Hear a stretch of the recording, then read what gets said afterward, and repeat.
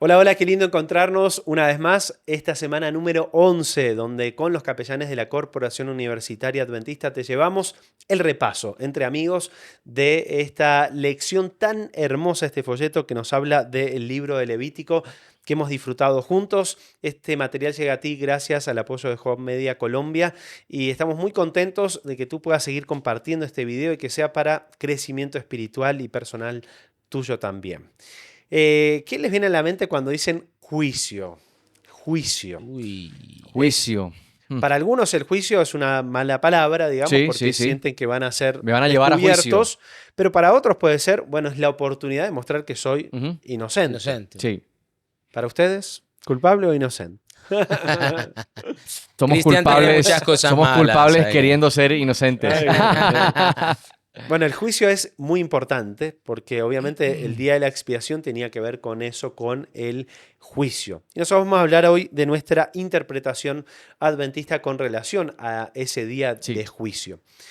Nosotros entendemos que Dios tiene que poner fin al pecado, ¿no? Ujú, Si claro. Dios no pone fin al pecado, de nada me sirve a mí ser perdonado, pero seguir teniendo de alguna manera la tendencia a pecar. O sea, y vivir la vida así sin un futuro. Sí. Obviamente Dios tiene que intervenir de tal manera para no solo liberarme de la culpa, sino de la presencia del pecado. Y lo que hace el día de la expiación es quitar la presencia del pecado. Y lo que hará el juicio y la ejecución de ese juicio es la presencia del pecado que ya no exista más en la tierra. La tierra. Que yo no tenga Sí. más la posibilidad de pecar. Eso es lo que Dios me dará la posibilidad si yo acepto su sacrificio. Ahora, ¿cuándo comenzó ese juicio para nuestra interpretación de la Biblia y por qué?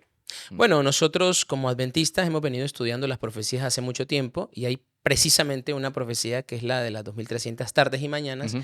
que es la profecía de tiempo más larga que tenemos en la Biblia y que a partir de lo que sucedió en el siglo XIX, cuando estos primeros, pues, las primeras personas, Guillermo Miller empezó a estudiar las Ujú. profecías y todo esto, y se creyó en ese momento que vendría Cristo. Finalmente nosotros entendemos a partir de ese evento, que más adelante estudiaremos, ¿cierto?, en este repaso, cómo sucedió, pues empezamos a contar que el juicio investigador como tal, desde la interpretación adventista bíblica por el estudio de las Escrituras, comenzó en 1844. Ujú. Ujú. Sí. O sea, si nosotros nos vamos de alguna manera a 1830 por allí, claro, la gente empezaba a decir, bueno, ¿qué es todo esto? Empezaba Ujú. a ver de alguna manera, como dijimos en algún estudio anterior, una cierta libertad religiosa, porque el periodo de supremacía papal Mm. había terminado en 1798. Así es. Entonces muchos empezaron a decir, ¿qué es lo que ha pasado? ¿No? Ajá. Empezar a investigar otra vez la Biblia. Uno de ellos fue Sí. Guillermo Miller, que empieza a decir, bueno, tenemos que ver más lo que dice Apocalipsis, pero podemos entender Apocalipsis a partir de lo que dice Daniel. Y empezaron a darse cuenta que muchas cosas empezaban en Daniel y terminaban en Apocalipsis. Así como no podemos entender mucho del Nuevo Testamento sin haber entendido El el Antiguo. Antiguo, El Antiguo. o el Antiguo sin el Nuevo, mucho sentido completo no tiene. O sea, es como que es una unidad, ¿no? Sí. Pero él empieza a ver que desde la orden de restaurar y edificar Jerusalén, 457 Sí. a.C. por Ajá. Artajerjes, hasta, digamos, la purificación del santuario iban a pasar 2300 tardes y mañanas, ¿no? mañanas. Y en la interpretación historicista de la Biblia, un día es un año. año. Un año. O sea que la cuenta de la ecuación para él fue muy fácil en ese sentido. Algo Y matemático, ¿no? 1843, ¿no? Ujú. O sea, el periodo comprendido entre octubre de 1843 hasta octubre de 1844. En ese momento el santuario tenía que ser purificado. Claro, ¿por qué nosotros hablamos de el gran chasco? O sea, ¿qué interpretación tuvieron ellos con relación a que el santuario sería Ujú. purificado? El gran chasco ocurre, ellos tenían bien las cuentas. Las cuentas iban bien respecto a la profecía, pero estaban errados en lo que sucedería. Ujú. Porque ellos pensaban que en 1844 ocurría el regreso de Jesús. Y realmente lo que estaba ocurriendo era, según la interpretación adventista, una historia completamente diferente en el cielo. Jesús comenzaba una nueva fase de su ministerio que no era precisamente su regreso, y el gran chasco fue, bueno, teniendo en cuenta que fue un movimiento multidenominacional, porque eran personas de diferentes Ajá. denominaciones que se reunían y estudiaban con fervor la palabra de Dios. pero habían creído que el regreso de Jesús era inminente para ese año, cuando realmente era una nueva fase del ministerio de Jesús, una nueva fase de juicio, pero no realmente su regreso a la tierra. Así que el gran chasco ocurrió cuando quedaron chascados, o chasqueados, se dice, chasqueados realmente, cuando una linda interpretación que habían tenido de las profecías los habían llevado a un acontecimiento que realmente no era el correcto para ese año. Claro, por eso Apocalipsis menciona que era un librito que cuando lo comieron era Amargo. dulce, pero luego amargo el vientre, ¿no? Amargo. Claro, es que cuando uno mira la interpretación de las 70 semanas donde comienza con el mismo evento 457, todo calza perfecto porque Jesús viene específicamente Ajá. en el tiempo determinado, 70 semanas, 490 días, 490 años, el Mesías vino a los 490 años, se bautizó, murió a los 3 años y medio, como la profecía de Daniel mencionaba, todo se dio Parecía tal lógico, cual. Todo muy parecía... matemático, muy Ahora, ordenadito. Algo pasó y es que los adventistas empezaron a darse cuenta que no habían o el movimiento milerita El movimiento en realidad, milerita realmente. no habían comprendido realmente las diferentes fases dentro del santuario. Ujú. Porque Jesús había muerto en el atrio, Sí. eso sería Daniel capítulo 9, ¿no? Ese pacto que iba a ser, digamos, a la mitad de la semana, Jesús iba a morir, el Cordero de Dios que quita el pecado del mundo, pero luego iba a haber un proceso donde Jesús iba a estar en el lugar santo y finalmente pasar al lugar santísimo. Entonces, pasar al lugar santísimo significa el inicio del juicio, no necesariamente la ejecución del mismo. Ajá. Cuando nosotros decimos no, es la ejecución, sí, Jesús debería regresar, Ujú. pero todavía el juicio no había comenzado. No había Así es. comenzado. sí. Entonces, ese juicio... Era realmente el comienzo. El comienzo. El comienzo. Entonces, 22 de octubre a las 6 de la tarde todos esperaban que el juicio se ejecute, ¿no? Y Sí. en realidad lo que iba a pasar era que el juicio iba a comenzar. recién comenzar. Ese juicio que nosotros decimos de investigación. ¿Cómo debió ser ese momento para ellos, no?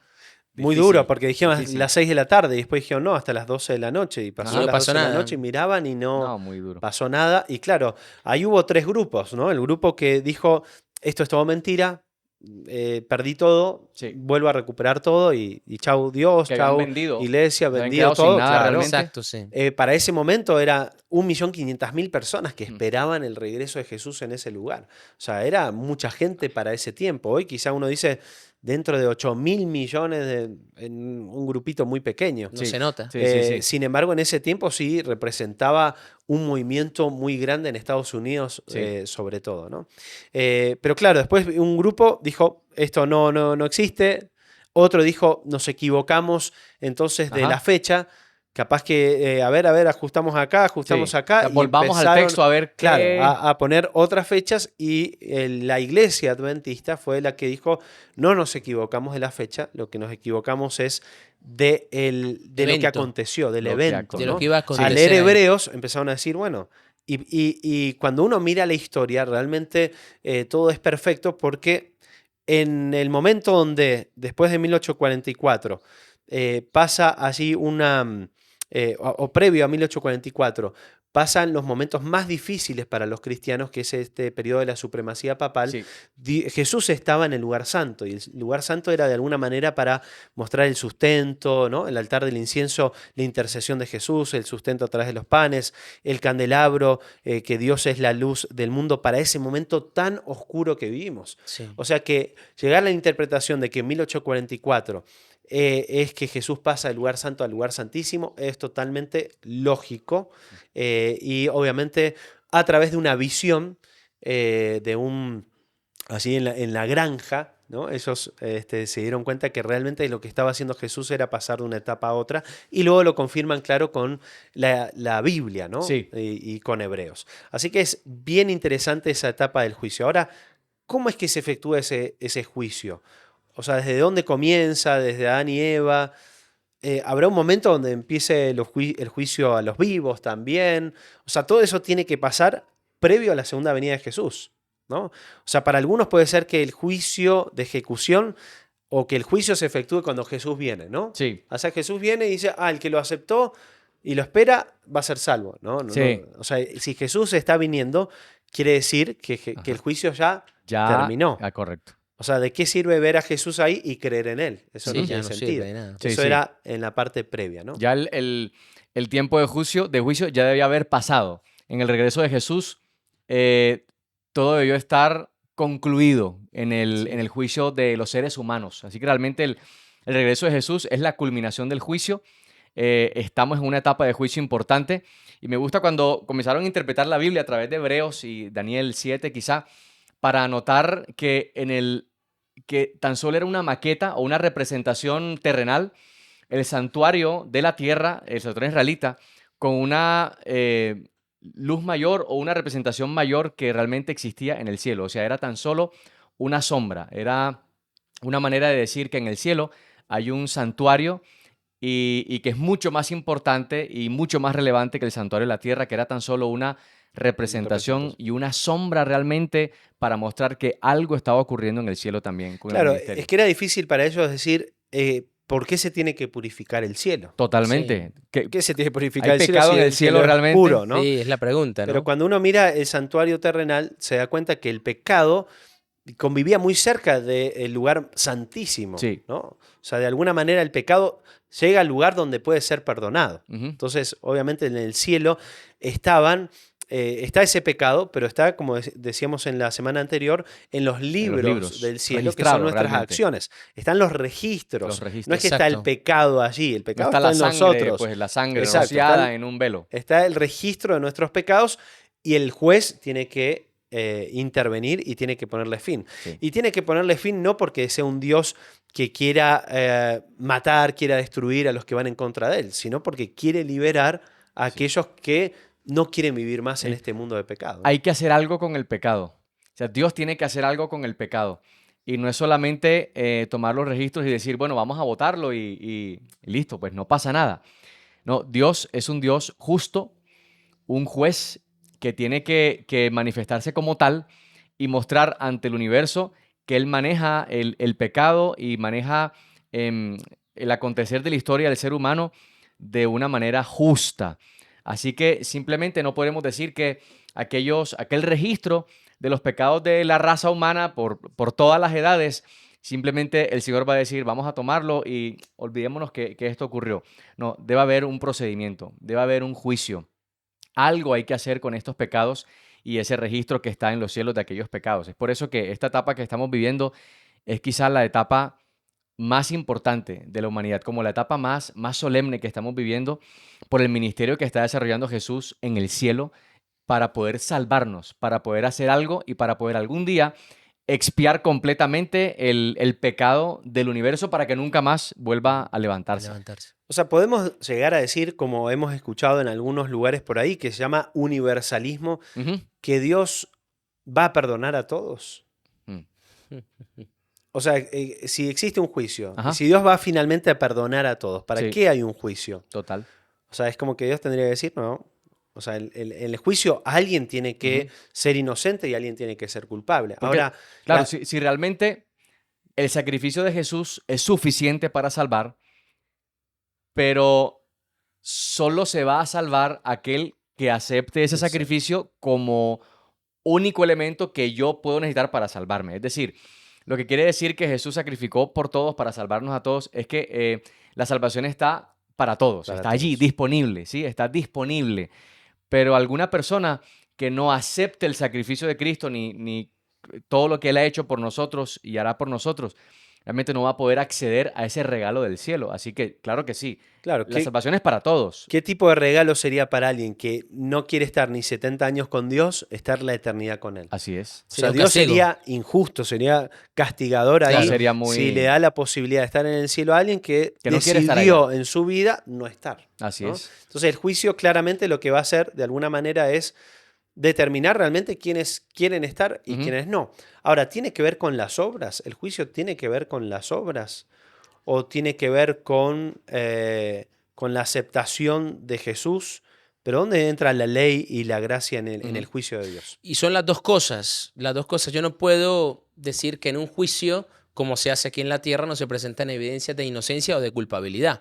Por eso los registros en el cielo nos permiten a nosotros, o les permite a Dios, que está efectuando ese juicio investigador en esa primera etapa del juicio como tal, porque tiene varias, revisar si realmente esta persona creó un compromiso con Dios, creyó en el sacrificio de Cristo y ahora su vida es un testimonio de que realmente eso sucedió. Ujú. O sea, el orden no son las obras y luego soy justificado, sino que soy justificado, creo en la sangre de Cristo, me siento culpable, le pido perdón, como decíamos la semana pasada, voy a la palabra, creo en la voz del Espíritu Santo, realmente voy a la Biblia para entender cuál es la voluntad de Dios, ahora testifico de Él y empiezo a vivir en armonía con eso. Ujú. Entonces, el juicio revisa si realmente esta persona que dijo alguna vez comprometerse con el Hijo de Dios, creyó en su sangre, en su sacrificio, se bautizó y bueno, ¿realmente vive a la altura de eso? ¿Realmente testifica de eso? ¿O es simplemente una teoría o es simplemente una fachada? Ujú. Que hay mucho de eso, ¿no? Por eso es tan importante que nosotros en este tiempo, en el siglo XXI, que es un siglo que yo lo llamaría un siglo de la irreflexión. Ujú. El Señor nos invita a que si estamos en el juicio, si somos conscientes del juicio que estamos pasando y nuestros nombres están siendo revisados en este momento para ver si, oye, el carácter de Cristo y el carácter de Luis Ángel, de Cristian, de Daniel, realmente son uno solo con el de Jesús, vamos, salvo, sellado para la vida eterna. O la verdad que aquí está el carácter de Cristo y el carácter de Luis Ángel, no, porque todo está como desdibujado en la vida de Luis Ángel, porque Luis Ángel no ha reflexionado, no se ha entregado, no ha considerado la importancia que tiene en este momento de la historia su salvación y vive una vida irreflexiva, es decir, una vida sin consagrarse a Dios. Ujú. Nosotros vivimos hoy en un mundo globalizado, ¿no? O sea que desde un ejemplo tan futbolero que voy a dar, desde que uno ve la celebración de Messi y mira para arriba, y lo puede ver cualquier persona que no sea necesariamente cristiana y dice, bueno, ¿y quién es el Dios de Messi? Y que Ujú. Messi diga alguna vez, esto es gracias a Dios, porque Jesús me ayuda, y como muchas veces él ha dado testimonio de eso. Que cuando hace algunos años atrás no existía la globalización, la posibilidad de ver cosas que pasaban en otro lado y había una tribu donde nunca escucharon de Jesús. Ujú. O sea, en el juicio, ¿cómo van a ser tratados ellos? Mm.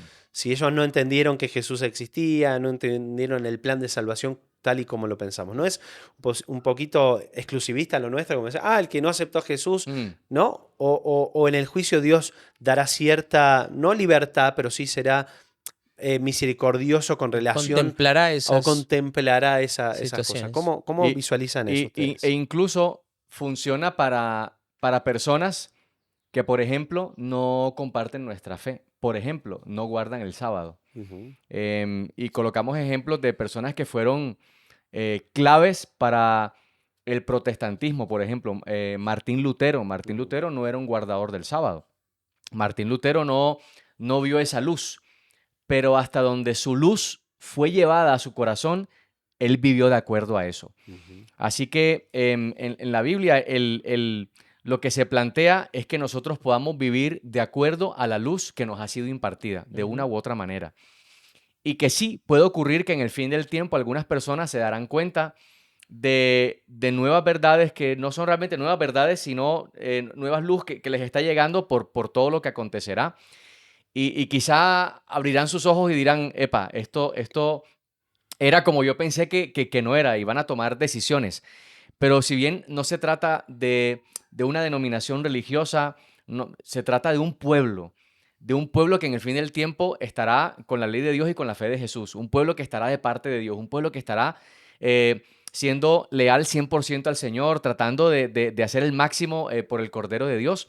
Pero muchas personas en lugares remotos incluso, a quienes aún no se les ha podido llevar el mensaje de una manera tan personal como en otros lugares, tendrán también la posibilidad, en la luz que recibieron, en el modo como vivieron, de poder tener la oportunidad de decidir ser salvos o no ser salvos. Porque sería un Dios injusto decir, bueno, lamentablemente vivieron en un lugar tan remoto que, hombre, no pudo llegar hasta allá el Evangelio, ¿no? Dios va a dar la oportunidad a todos los seres humanos en sus contextos de que puedan tener acceso a la salvación o no acceso a ella. Decidir. Ujú. Bueno, ahí siempre me acuerdo una historia, muy, muy rápida la voy a mencionar, cuando un misionero llega a una tribu y habla con el cacique, ¿no? Y bueno, le cuenta que Jesús va a venir y el sábado y todo con el tiempo.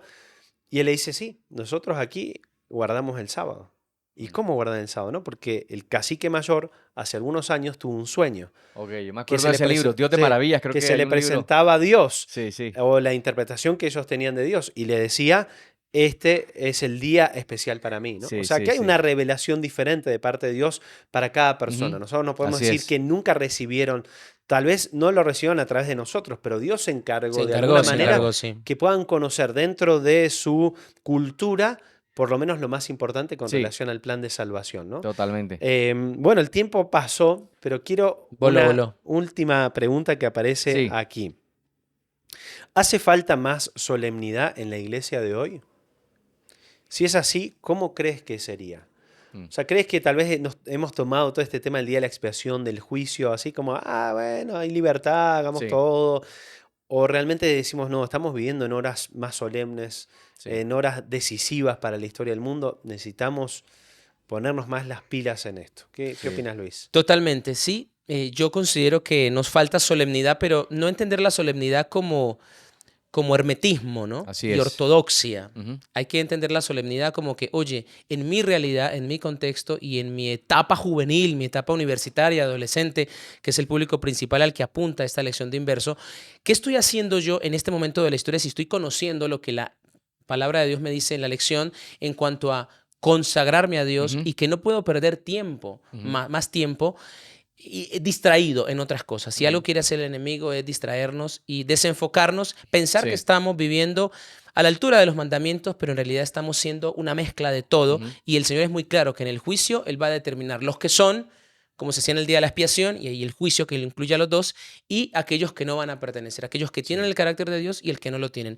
Y a veces pensamos que el carácter de Dios tiene que ser de una única forma, tiene que ser tal forma de caminar, tal forma de vestirse, tal forma de pensar, cuando Dios no nos hizo de esa manera. Dios nos quiere unidos, pero no uniformes, que es otra cosa. Nos Ujú. quiere con el pensamiento de Él, pero en las diferentes manifestaciones, incluso de las culturas y de las razas que la iglesia adventista tiene a nivel mundial. Así Fíjate, es. fíjate que a veces confundimos solemnidad con, por ejemplo, seriedad. Ujú. Exacto. Entonces yo pienso, cuando pienso en la palabra solemnidad, yo pienso en equilibrio también, en no irme ni hacia un lado ni hacia el otro. Por ejemplo, yo pienso en el universalismo que decía Dani, es un extremo, para mí es un extremo em, dañino y podemos hablar quizá de la teología de la última generación, que es también un tema que anda dando vueltas. Para mí es otro extremo también. Pero yo quiero vivir la vida cristiana en una solemnidad equilibrada.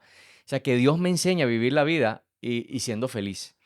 Y por supuesto que hay personas que son serias en la fe, Claro. pero el corazón debe sentir esperanza, el corazón debe mantenerse en el equilibrio de la palabra de Dios. No debemos buscar los extremos que son dañinos para la iglesia, para el testimonio que debemos dar ante las demás personas. Vivir la solemnidad de Dios de una manera bien equilibrada, ser personas reflexivas, ser personas que tengan espacios para estar a solas con Dios y decir, Señor, muéstrame el camino que debo seguir, Así es. estos tiempos en que estoy viviendo, pero no dejar de ser alegres y no dejar de permitir que cuando estamos pasando por lindas etapas de la vida, poder sonreírle a la vida.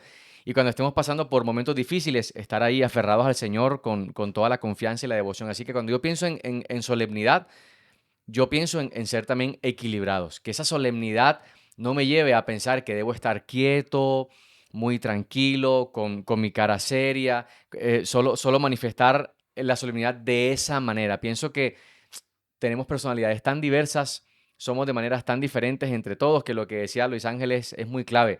Unidos, pero no siempre uniformes. Así que Ujú. cuando pienso en solemnidad, pienso en vivir la vida cristiana de una manera equilibrada. Así es. Vivimos en los días más solemnes de la historia de este mundo.